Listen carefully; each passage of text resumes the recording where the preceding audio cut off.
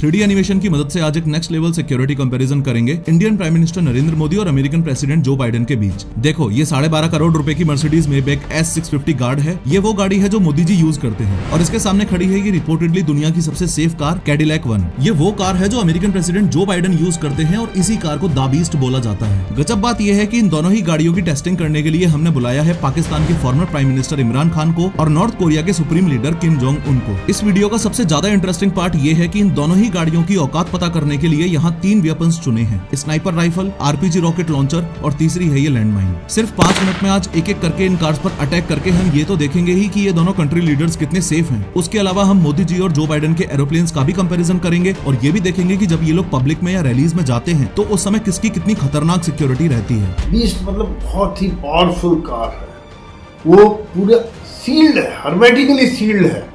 उसमें बाहर से किसी प्रकार का केमिकल या रेडिएशन या इस तरह का हमला अंदर नहीं जा सकता है। लेकिन हर बार की तरह शुरू से शुरू करते हैं।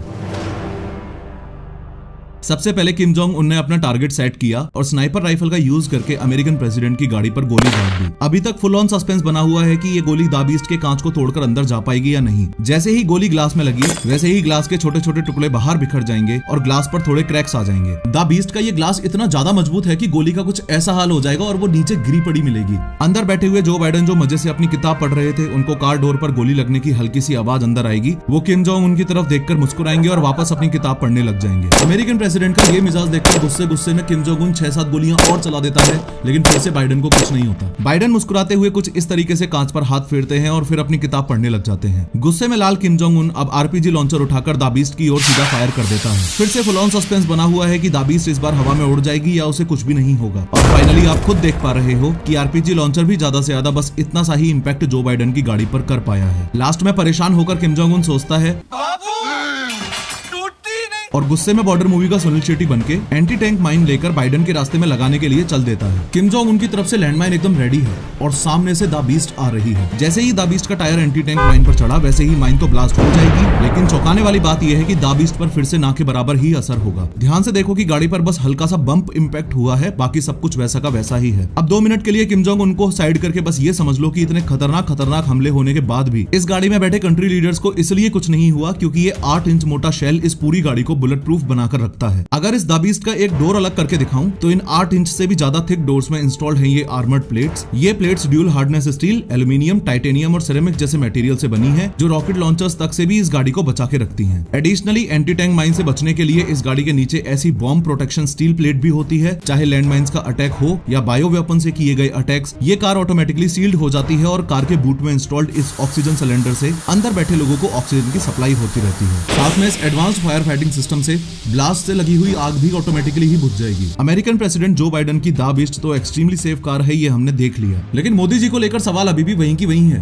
क्या Mercedes Maybach S650 guard Modi ji को इमरान खान से बचा पाएगी? इमरान खान ने भी स्नाइपर उठाई, टारगेट बनाया और फायर किया, लेकिन कुछ नहीं हुआ। रॉकेट लॉन्चर मारा, कुछ नहीं हुआ। लैंडमाइन अटैक किया, कुछ नहीं हुआ। इस सिक्योरिटी कंपैरिजन के फंडामेंटल्स को अगर आप ध्यान से समझोगे तो चाहे मोदी जी की कार हो या बाइडेन की कार हो, ऐसे अटैक्स में जान तो दोनों ही लीडर्स की बच जाएगी। लेकिन द बीस्ट के कंपैरिजन में मोदी जी की गाड़ी पर ज्यादा असर पड़ेगा क्योंकि द बीस्ट सच में दुनिया की सबसे safe and secure bullet proof गाड़ी है। दोनों ही कार्स की कॉस्ट लगभग बराबर ही है, लेकिन द बीस्ट की रिसर्च एंड डेवलपमेंट में इतना पैसा और टाइम इन्वेस्ट किया जा चुका है कि सच में टेक्निकली एडवांस होने की वजह से इस कार को the bunker on the wheel बोलते हैं। सवाल कुछ लोगों के मन में ये भी आता है कि कार की अपर बॉडी तो ठीक है, लेकिन अगर दुश्मन ने कार के टायर में गोली मार दी तो क्या होगा? इन दैट केस मैं आपको क्लियरली बता दूं कि ये कोई नॉर्मल टायर्स नहीं है।